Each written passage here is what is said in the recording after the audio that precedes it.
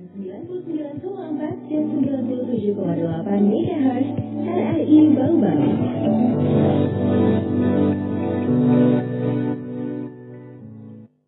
Selamat sore pendengar RRI Bau-Bau, di mana saja saat ini Anda monitor kami di FM 99,4 MHz dan tentunya juga yang lagi menyaksikan di live Facebooknya RRI Bau-Bau. Senang ya karena kita bisa berjumpa kembali di acara kesayangan Anda, Sharing Inspirasi untuk edisi ini 4 April 2021. Nah, seperti biasa untuk program acara ini pastinya kita akan menghadirkan narasumber yang keren, yang menginspirasi seperti yang ada di samping saya sekarang. Jadi kita menghadirkan tamu istimewa kali ini ya bersama Bu Fanti Frida Yanti. Bu Fanti, halo. Assalamualaikum, Mbak. Kayaknya ini kedua kali ya kita on air di RRI Bau-Bau. Cuma kali ini suasananya lebih berbeda, lebih sejuk. Iya. Karena kita outdoor. Nah, jauh juga. Betul. Tapi sehat ya Bu Fanti? Alhamdulillah sehat, Mbak Yanti. Alhamdulillah. Kita kalau masa pandemi seperti ini kayaknya kadang-kadang suka agak ragu-ragu untuk aktivitas di luar ruangan ya karena resiko yang penularan COVID-19 gitu. Cuma keinginan yang menggebu-gebu dalam hati untuk berbuat sesuatu yang bermanfaat dan juga bisa membantu orang lain, itu tuh yang kadang-kadang susah untuk kita tolak gitu ya. Sama seperti Bu Santi juga nih ya. Jadi Bu Santi ini pendengar saking tidak bisa diemnya di sini, dia tuh udah melalang buana namanya sampai ke dunia atau internasional. Nah, kita juga akan cerita-cerita soal program yang diikuti yang bertaraf internasional sama Bu Fanti. Juga Bu Fanti nanti saya juga karena sebagai anak muda mau dong dikasih motivasi, dikasih semacam nasihat gitu supaya bisa menjadi anak muda yang berprestasi atau bisa berbuat lebih lah gitu. Bukan yang sekedar anak muda aja. Insya Allah kita saling berbagi, Mbak. Baiklah. Nah, kalau ngomong-ngomong nih soal kegiatan yang juga melibatkan wanita-wanita yang ada di beberapa negara, itu program apa yang diikuti? Oh ya, terima kasih Mbak Yanti. Program yang sementara kami ikuti saat ini itu adalah fellowship. Program namanya Vital Voices Engage. Program ini diinisiasi oleh Ibu Hillary Clinton pada saat itu. Pada saat Bill Clinton jadi presiden itu sekitar tahun 1998. Berarti udah lama ya? Sudah lama, sudah banyak batch, sudah banyak alumni dari program ini. Dan tahun ini alhamdulillah Indonesia punya satu fellow yang lolos pada proses seleksinya. Dan program ini akan mengajarkan kita banyak hal. Kita akan belajar banyak hal. Selama 10 bulan itu dibantu oleh beberapa World Women Leader namanya.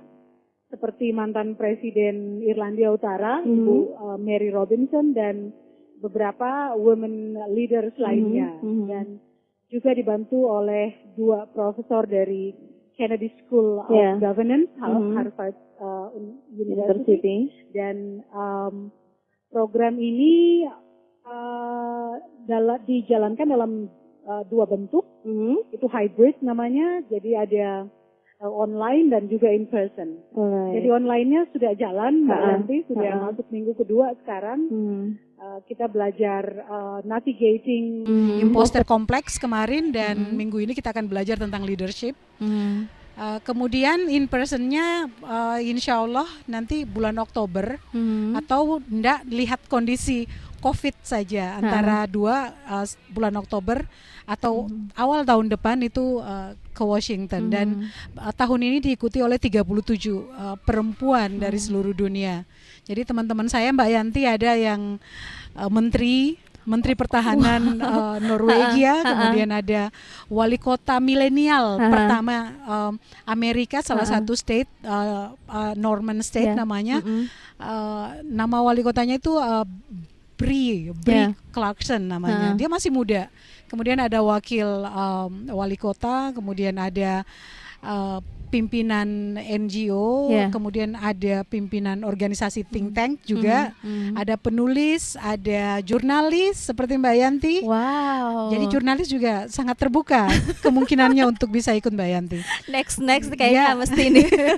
Jadi itu sepenggal cerita dari Vital Voices Engage. Berarti Bu Fanti untuk tahun ini memang ajang per tahun atau setiap tahun? Setiap tahun, oke. Untuk tahun ini Bu Fanti mau mewakili Indonesia. Alhamdulillah, saya beruntung sebenarnya. Iya sih, tapi emang sih ya, karena seperti yang Bu Fanti bilang tadi ada yang menteri, kemudian juga ada yang berbagai macam profesi gitu ya. Betul. Berarti ini juga sebenarnya bisa menjadi peluang juga untuk wanita-wanita lain kan, sangat terbuka, tidak mesti yang harus punya punya profesi yang merujuk ke bidang itu aja gitu ya, tapi segala bidang gitu siapapun perempuan yang menurut tim seleksi Vital Voices Engage itu punya rekam jejak yang baik untuk komunitasnya, siapapun dia, apapun profesinya, itu punya peluang untuk mengikuti program seperti ini. Peluang-peluang yang paling dilirik itu seperti apa yang supaya bisa masuk nominasi? Sebenarnya semua hal bisa, tapi ada dalam 3 tahun terakhir itu ada 4 tema besar yang diusung program fellowship ini. Yang pertama tentang leadership atau kepemimpinan. Kemudian yang kedua itu adalah komunikasi strategis. Kemudian ada pendidikan politik ya.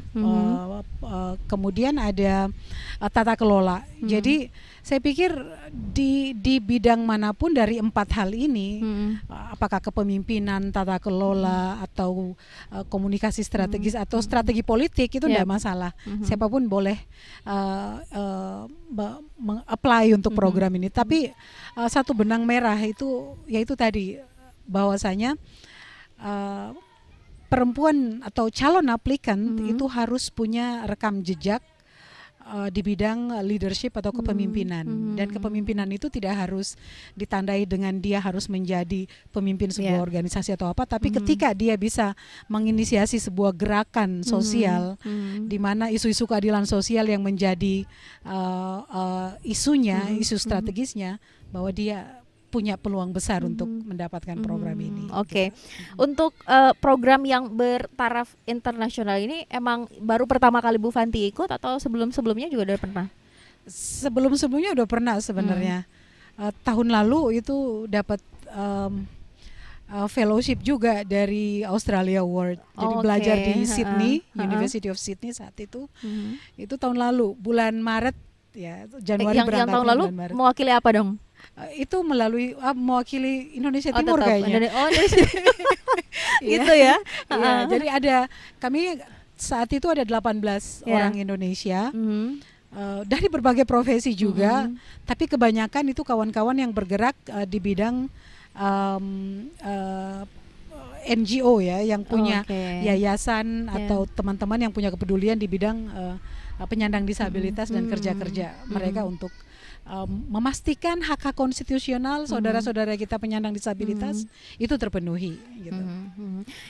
Memang kalau berbicara soal prestasi ini sebenarnya sih yang paling pertama itu harus ada kemauan dalam diri gitu ya, untuk membuat perubahan, untuk mengembangkan diri kita. Cuma kebanyakan sih ya, apalagi kalau bicara tentang anak-anak muda sih ya Bu Fanti, banyak anak-anak muda yang justru mengenyampingkan hal itu gitu. Kualitas diri saya sudah baik tidak sih? Saya apakah potensi saya cuma sampai di sini gitu? Apakah saya masih bisa berkembang? Masih sedikit anak-anak muda yang berpikiran seperti itu gitu. Kalau menurut pandangan Bu Fanti nih, apa sih sebenarnya yang buat masih banyaknya generasi-generasi kita yang belum peduli tentang kualitas diri mereka? Kalau saya melihatnya malah agak berbeda Mbak Yanti. Sebenarnya ada banyak anak muda yang sudah mulai aware dengan, mungkin karena memang lingkungan Bu Fanti banyak ketemu sama mereka. Jadi tapi saya melakukan beberapa riset juga Mbak Yanti. Saya lihat mereka punya self awareness untuk paham kira-kira kualitas diri saya apa. Jadi mereka kemudian channeling menyalurkan pertanyaan tentang apa sih kualitas diri saya itu melalui aktivitas mereka bergabung ke beberapa komunitas. Kita kan punya banyak komunitas nih di Bau-Bau dan anak-anak muda yang alhamdulillah yang menggerakkan komunitas itu, which is itu harapan dan modal sosial besar sebenarnya bagi pemerintah daerah yang barangkali hari ini belum sepenuhnya melihat ini sebagai gerakan potensial gitu. Nah, jadi saya pikir salah satu cara menantang diri sendiri dan mempertanyakan kira-kira saya punya kualitas diri tidak sih? Salah satunya yaitu tadi. Challenge yourself ketika Anda bergabung di banyak komunitas yang sesuai dengan minat dan interestnya, passionnya apa gitu. Nah, dan dari situ sebenarnya salah satu hal jalan yang paling efektif menurut saya karena ketika kita gabung di komunitas itu kita kan akan berhadapan dengan banyak orang, kita akan bergaul dengan banyak orang dan di situ juga kita akan belajar untuk bagaimana berargumentasi, bagaimana kemudian kita mempertahankan ide dan gagasan kita agar bisa diterima oleh kawan-kawan yang tentunya juga punya aturan-aturan main sendiri. Kita belajar untuk berempati, kemudian kita juga belajar untuk bagaimana bisa toleran terhadap dan belajar menghargai terhadap pendapat atau ide orang lain. Seperti itu Mbak Yanti. Sebenarnya apa sih yang paling dibutuhkan anak muda sekarang supaya mereka lebih mengetahui potensi yang mereka punya, supaya mereka lebih bisa untuk mengembangkan apa yang sebenarnya mereka mampu gitu? Oh iya. Yang pertama sebenarnya tidak jauh dari disiplin dulu. Self discipline is the key. Kalau gitu. kita belajar sama orang luar negeri pasti itu yang utama selalu. Jadi bagaimana kita bisa menggerakkan gunung kalau kita sendiri bangun paginya jam 9 jam 10 misalnya gitu. Nah, jadi itu hal yang tidak mungkin. Jadi disiplin waktu, kemudian disiplin menetapkan visi dan misi hidup saya seperti apa, untuk apa gitu. Nah, kemudian disiplin bagaimana bisa belajar banyak hal gitu. Nah, tidak hanya sekedar belajar di sekolah, tapi juga komitmen kita untuk social engagement, bergabung dengan kawan-kawan dan mengikuti gerakan-gerakan serta berempati terhadap berbagai macam isu keadilan sosial, itu yang paling penting, itu jujur. Yang kedua yaitu tadi, anak muda itu harus punya kemampuan untuk bisa kreatif dan punya solusi strategis dalam berbagai kondisi gitu. Nah, pandemi COVID-19 sudah mengajarkan kita untuk pandai-pandai menyusun exit strategi kalau keadaan seperti masa pandemi sekarang. Apa yang harus kita lakukan ketika kita nggak bisa bersekolah tatap muka, ketika kita keluar rumah dengan berbagai macam protokol, patuh dan lain sebagainya, apa yang harus dilakukan. Jadi kreativitas itu wajib hukumnya untuk dimantapkan, digali gitu. Apa kira-kira, dan berpikir strategis seperti apa gitu. Nah, pilihan-pilihan ini yang kemudian banyak sebenarnya anak muda hari ini perlu untuk dirangkul dan dituntun gitu. Nah, untuk bisa memahami diri mereka, kemudian bisa memahami kekuatan-kekuatan mereka, menyadari apa talenta dan bakat serta minat mereka dan lain sebagainya gitu. Kalau peran keluarga dan orang tua, kalau menurut Bu Fanti itu cukup penting tidak sih? Karena kan sekarang kita tahu ya, kebanyakan orang tua itu yang penting fokus, nilai kamu bagus sekolah, hanya fokus kepada prestasi akademik anak-anaknya gitu. Padahal sebenarnya kan prestasi itu ada banyak hal gitu kan. Kalau mereka mungkin punya kelebihan, mungkin dari prestasi akademik tidak begitu menonjol, tapi mereka punya kelebihan di bidang lain gitu. Cuma kebanyakan orang tua menekan pokoknya harus bagus nilai. Nilai rapornya itu berarti anak yang baik dan anak yang berprestasi gitu. Kalau menurut pandangan Bu Fanti gimana? Peran keluarga pasti penting. Tetapi ketika orang tua menerapkan aturan bahwasanya misalnya nilai raport adalah segalanya, saya pikir juga keliru gitu. Saya ibu dari 2 anak, Mbak Yanti. Yang satu sudah kelas 2 SMP, yang satu kelas 6 SD yang sebentar lagi ujian. Saya tidak pernah menekankan mereka harus juara di kelas, harus punya nilai paling tinggi di kelas, tidak. Tetapi ketika mereka sudah bisa disiplin sholat tepat pada waktunya, mereka jujur dalam melakukan apapun, utamanya kalau misalnya ujian. Even kita sekolah belajar di rumah, daring, ujian secara daring, kamu harus belajar, dan ketika ujian berlangsung tidak ada yang bisa mengawasi kamu, hanya ada kamu dan Tuhan. Ya kamu ndak boleh nyontek. Jadi meskipun sebenarnya peluang itu besar. Besar ya. Jadi nilai-nilai seperti itu sebenarnya yang jauh lebih penting. Jadi membangun karakter itu melalui sikap-sikap seperti tadi. Jadi nilai-nilai kejujuran, kedisiplinan, kemudian berpikir kreatif, kemudian kritis, bersikap kritis. Itu jauh lebih penting dibanding memaksa anak harus ranking di kelas dengan deretan angka yang bagus. Itu tidak jaminan bahwa dia punya karakter yang baik. Yang paling penting adalah bagaimana membangun karakter yang baik, bukan nilai yang mentereng gitu. Dan memang sekarang sih sebenarnya sudah sangat banyak contoh ya dari orang-orang yang mungkin tidak perlu jauh-jauh lah, Ibu mantan Menteri Kelautan aja ya kan. Dia kan beliau sekolahnya kalau tidak salah hanya SMP apa SD ya. Sampai SMP. Lulus SMP aja, bayangkan bahkan tidak menginjak bangku atau menduduki bangku SMA loh, tapi luar biasa sekali beliau bahkan bisa menjadi menteri juga yang banyak fansnya, bukan sekedar menteri biasa. Prestasinya juga luar biasa. Jadi kita sebenarnya bisa ngambil salah satu contoh yang paling deket aja itu ya. Oke deh. Nah, pendengar RRI Bau-Bau, kita juga sudah ada tamu satu lagi yang istimewa juga beliau ini ya. Oke deh, saya undang ada Ana di sini. Halo Mbak Ana.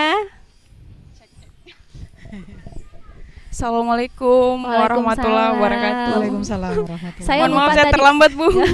Ngomong-ngomong saya lupa tadi ngajak Mbak Ana biar kita pakai jeans sama-sama gitu. Oh iya, saya lupa ya, astagfirullah, dari biar ngajar kita trio. Mbak Ana, aduh luar biasa juga sih Mbak Ana ini. Saya langsung deg-degan kayak Yanti. Saya mau jujur dulu nih awalnya ya, dan juga sama pendengar. Kalau kayaknya sebagian pendengar kita juga pasti berteman sama Mbak Ana di sosial media. Bosan mereka kayaknya lihat. Kalau di Facebook Mbak Ana ini adalah wajah yang paling saya sering lihat gitu, tapi bukan sekedar posting kegiatan sehari-hari di rumah, terus posting lagi make upan bagus, no kan gitu, tapi postingan yang memberi yang ada nilainya gitu loh, bukan hanya sekedar postingan biasa. Oke deh. Dan beliau sekarang sudah ada di sini juga. Mbak Ana, gimana kabarnya? Alhamdulillah gemetar ya.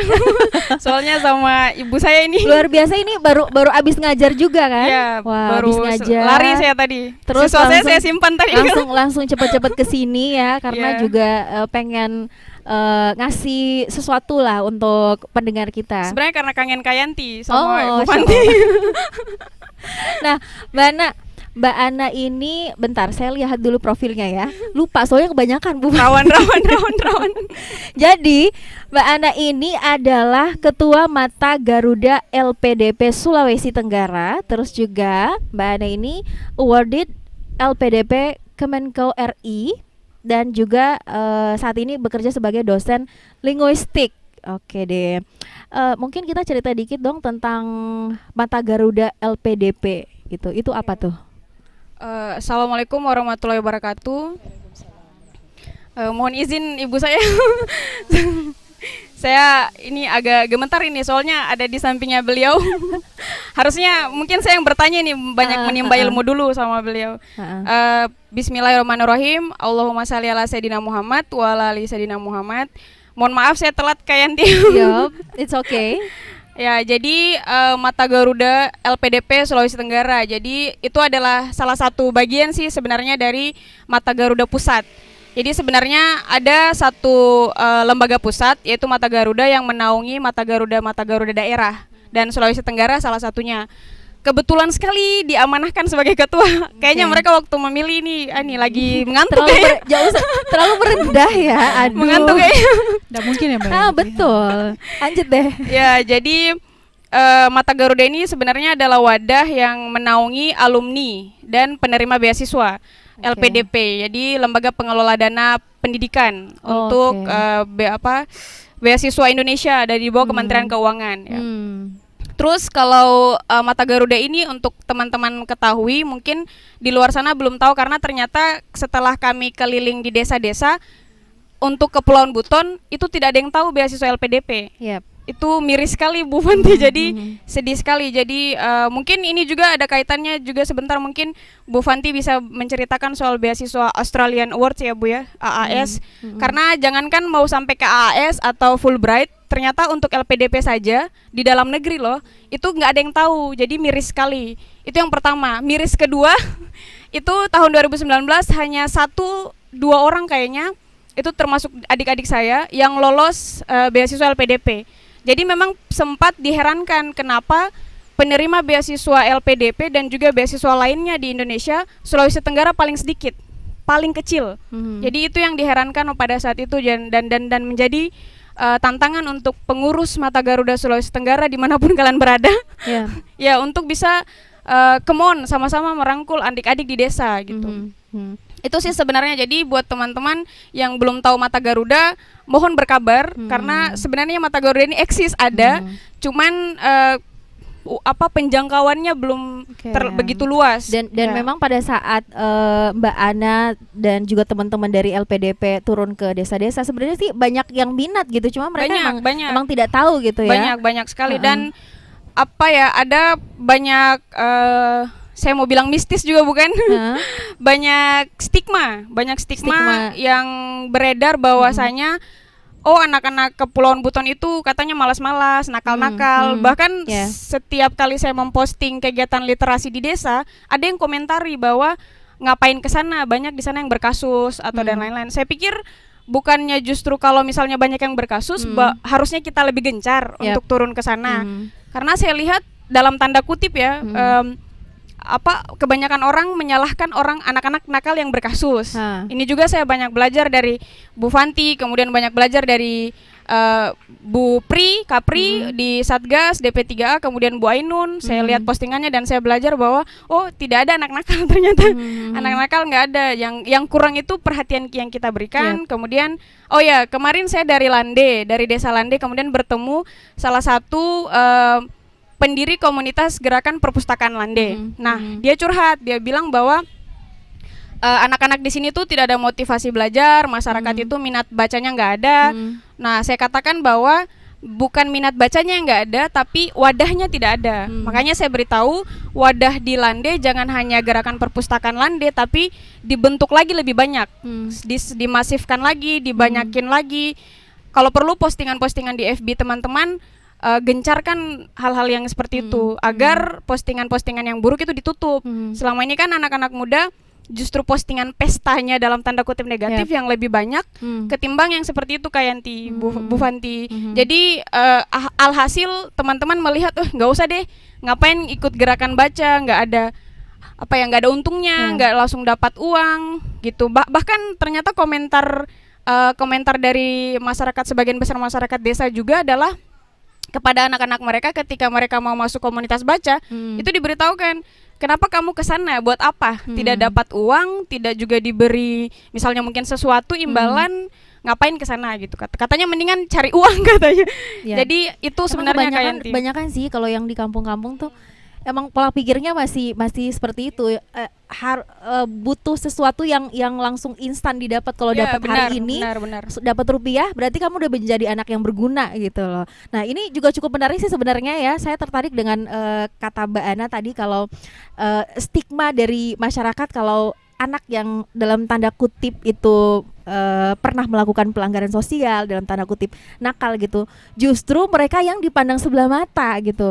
Akhirnya ya sudahlah, kayaknya anak-anak model seperti ini tidak ada harapan, kita berharap sama yang ini aja lah, baik-baik aja. Padahal justru kan mereka yang harus ditolong kan, generasi seperti ini yang harus diselamatkan. Oke deh, nanti kita lanjut lagi deh kalau gitu, sepertinya akan lebih menarik lagi perbincangan kita bersama Bu Fanti dan juga Mbak Ana. Tapi setelah yang berikut ini ya, oh ya, untuk Anda juga yang ingin mengirimkan pesan, boleh silakan bergabung atau telepon juga bisa pendengar. Untuk Anda yang ingin bertanya atau memberikan tanggapan, silakan bergabung di SMS atau WhatsApp, kirimkan pesan Anda di 0822 5972 2994. Nah, untuk telepon Anda bisa hubungi kami di 0822 5972 2994. Oke. Nah, itu dia ya pendengar. Tapi setelah yang berikut ini kita buka line telepon dan juga SMS. Jangan kemana-mana, tetap bersama kami di segmen Sharing Inspirasi. Aduh, seneng ya akhirnya kita bisa ketemu. Sudah lama banget kita yang nggak ketemu kan? Nah iyalah, ini kesempatan kita untuk ketemu. Habisnya kita sibuk terus. Nah iyalah. Sebentar ya. Aku jawabin WA aku dulu. Penting ini. Iya, aku juga nih. Bosku nanya kerjaan lagi. Aduh, udah ah. Kita silent HP kita dulu yuk.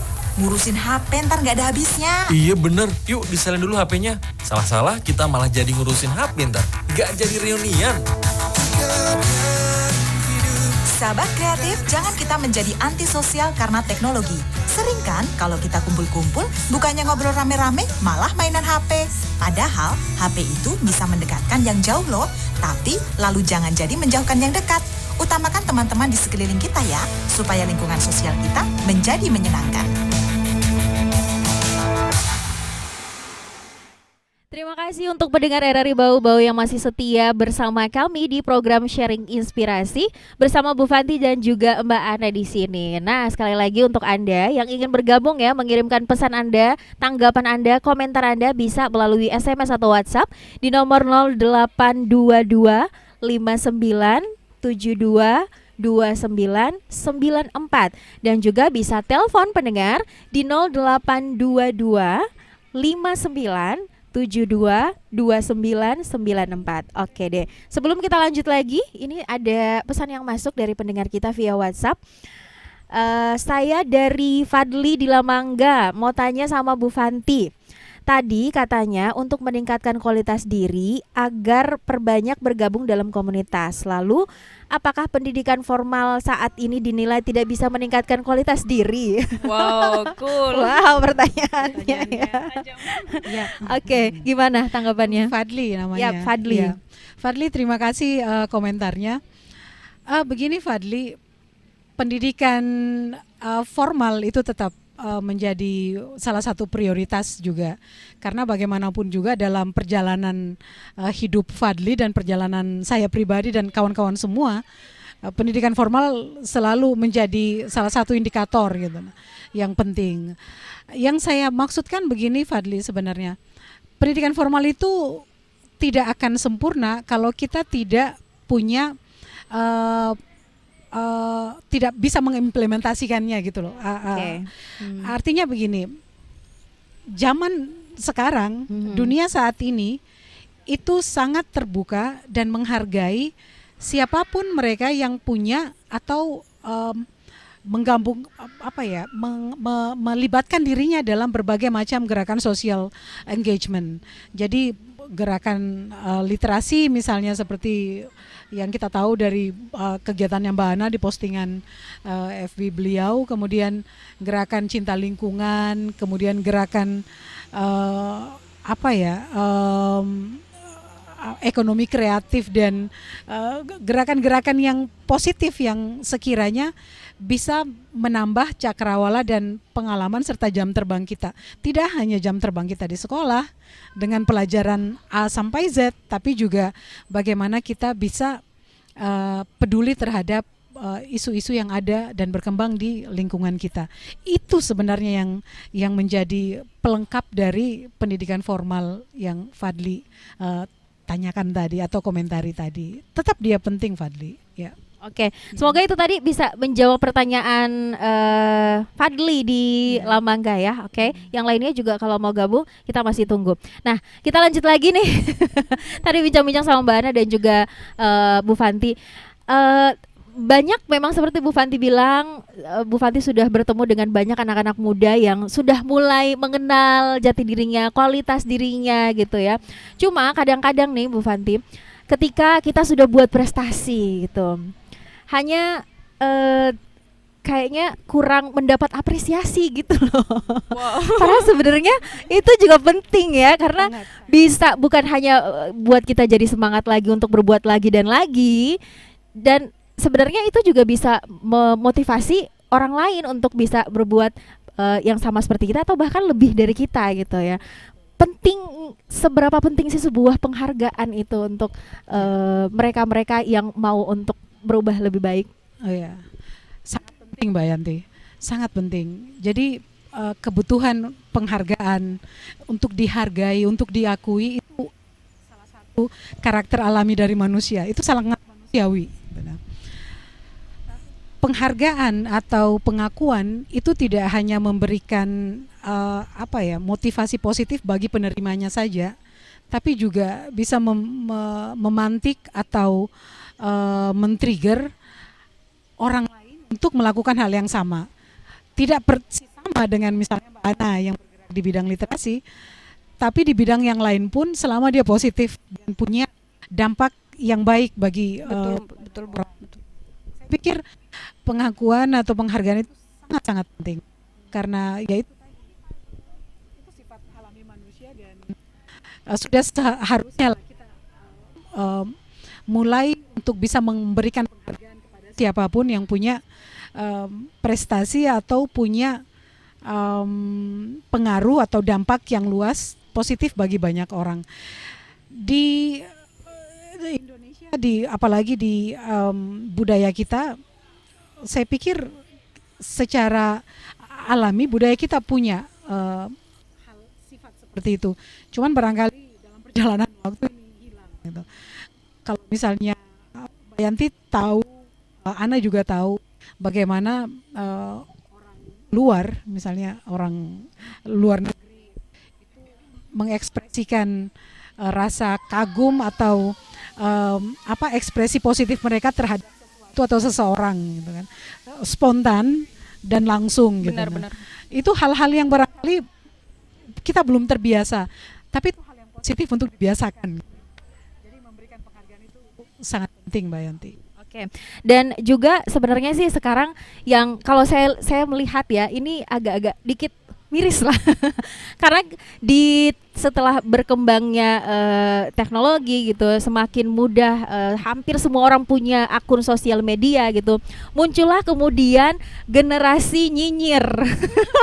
Netizen nyinyir, netizen maha benar. Langsung responnya Mbak Ana langsung beda gitu ya. Kayaknya pernah jadi korban nih. Sering.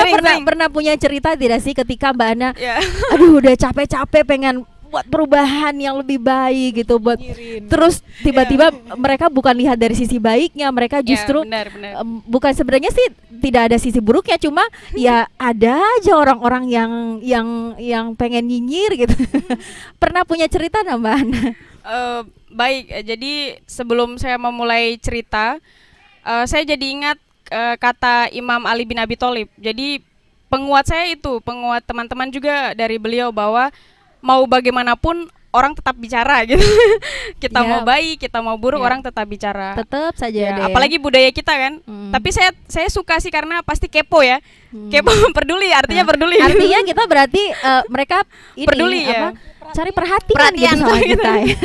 Ya, jadi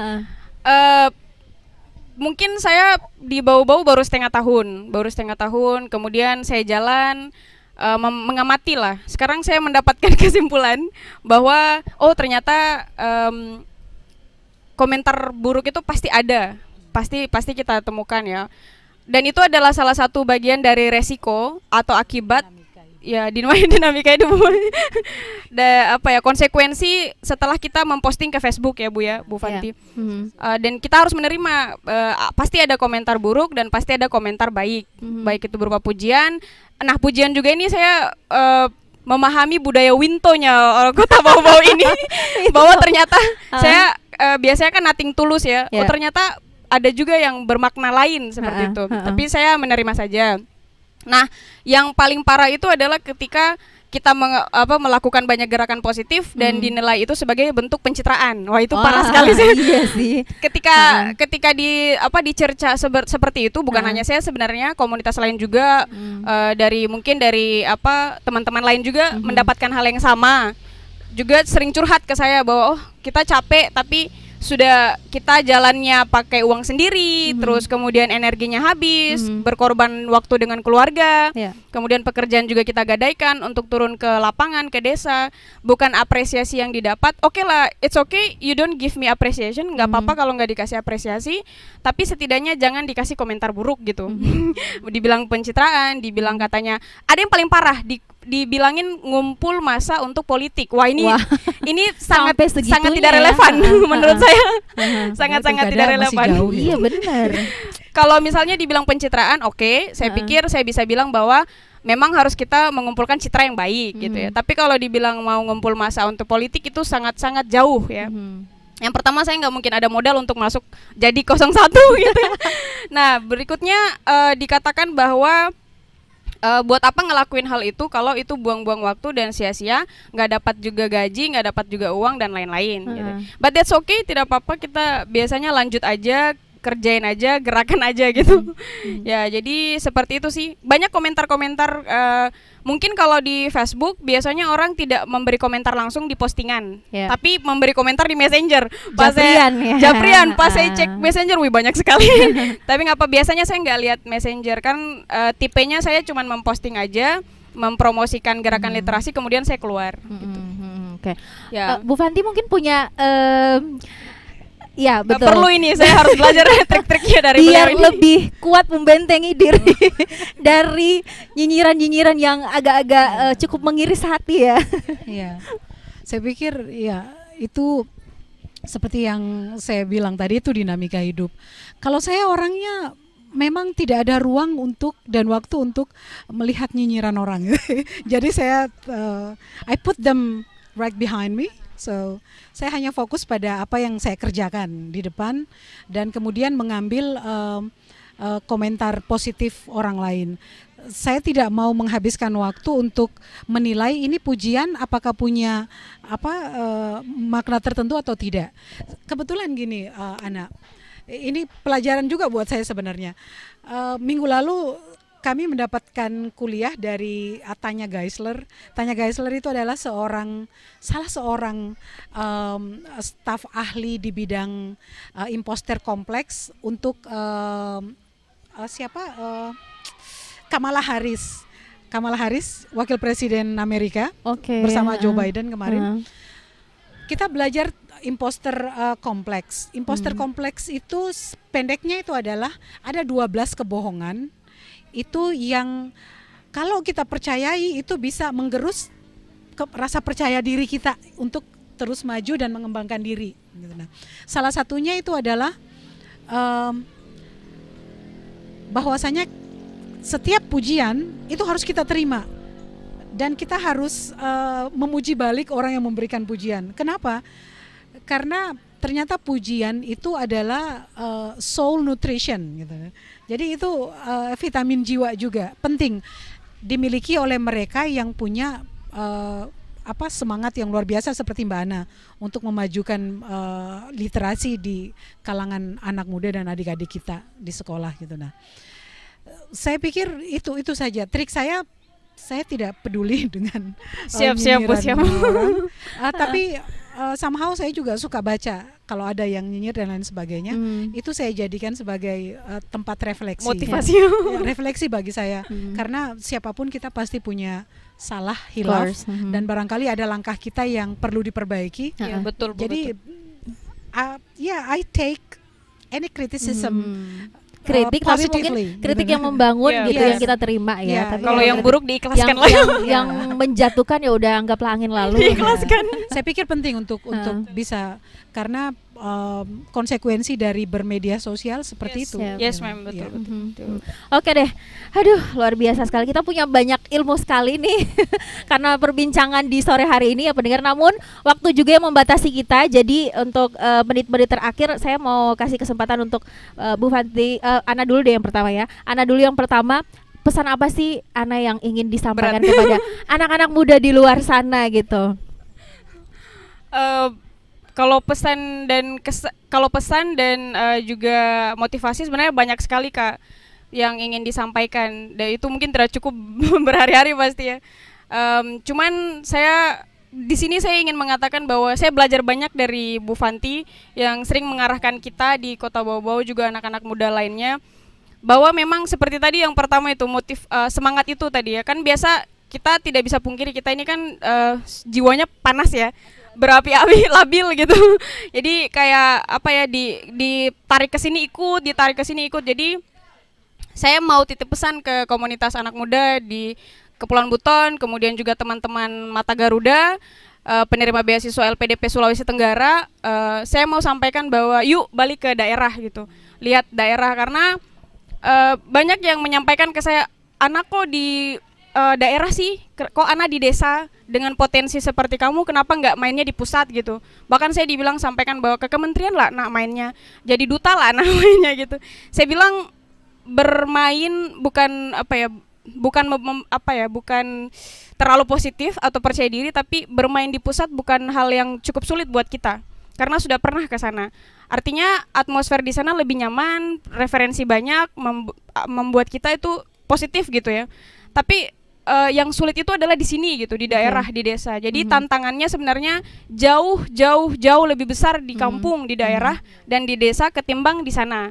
Apalah kita jadinya maju di luar, tapi daerah kita kasihan sekali gitu ya. Jadi memang saya sering sampaikan kalau semua orang disuruh ke luar, semua orang ke Jawa, semua orang keluar, ya matilah daerah kita. Jadi harus memang ada yang stay dulu, menetap dulu, melihat dulu, mengajak dulu semua teman-teman, baru kita bisa bergerak lagi seperti itu. Intinya maju, jangan sendiri-sendiri lah. Maju tak gentar. Gitu ya. Tapi keren banget sih, ya ampun. Sama-sama. Oke, untuk Bu Fanti, gitu. Apa yang mau disampaikan? Yang mau disampaikan, barangkali satu hal yang penting untuk siapapun yang mendengar bincang-bincang kita sore ini, yang pertama adalah bergaul dengan orang-orang positif itu sudah 50% kamu menjadi orang yang berhasil. Gitu ya. Sepakat sih kalau yang ini. Sepakat. Karena bergaul dengan orang-orang baik, orang-orang sukses dan orang-orang yang selalu mengingatkan kita akan hal-hal yang positif, itu hari ini sudah agak sulit gitu. Jadi buat adik-adik semua, siapapun, pandai-pandai bergaul, pandai-pandai mencari kawan, dan bergaul dengan orang-orang positif itu adalah hal yang paling baik, hal yang paling positif yang bisa dilakukan oleh kalian gitu. Karena lingkungan itu sangat mempengaruhi kita, dia membentuk kita, dan kemudian mau jadi baik, mau jadi tidak baik, itu pilihannya di kita semua, bukan di orang lain. Oke deh, baiklah, saya punya quote yang menarik nih ya, kayaknya cukup nyambung juga dengan perbincangan kita dari Imam Ali. We have those who will love us even we cut them into pieces, and those who will hate us even we feed them pure honey. Pokoknya dalam banget sih ya. Pokoknya akan selalu ada orang yang ingin menjatuhkan, yang berpikiran negatif sama kita, meskipun kita benar-benar udah tulus mau berbuat baik ya. Tapi tenang saja, akan juga ada orang yang meskipun melihat kekurangan kita, tetap mereka tulus untuk mendukung kita gitu. Luar biasa. Semoga juga itu tadi bisa menginspirasi pendengar di rumah ya. Baiklah, terima kasih banyak untuk Bu Fanti dan juga Mbak Ana, luar biasa sekali. Terima kasih RRI. Nanti kapan-kapan kita buat planning lagi ya, bahas apa gitu ya, kayaknya sangat banyak hal yang harus kita kupas dari mereka berdua ya. Baiklah, pendengar RRI Bau-Bau, terima kasih untuk kebersamaan Anda, dan kita akan jumpa lagi di segmen sharing inspirasi pekan depan dengan tamu-tamu luar biasa lainnya. Sampai jumpa. Terima kasih.